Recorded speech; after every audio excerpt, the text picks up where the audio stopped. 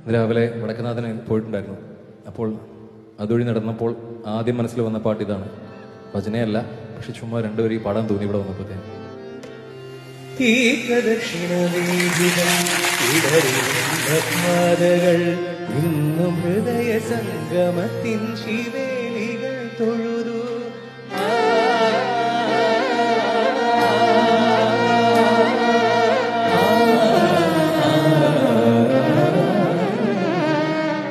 ഈ പ്രദക്ഷിണ വീതികൾ ഇടറിവിണ്ട പാതകൾ ഇന്നും ഹൃദയ സംഗമത്തിൻ ശിവേലികൾ തൊഴുതു. കണ്ണുകളാൽ അക്ഷരാ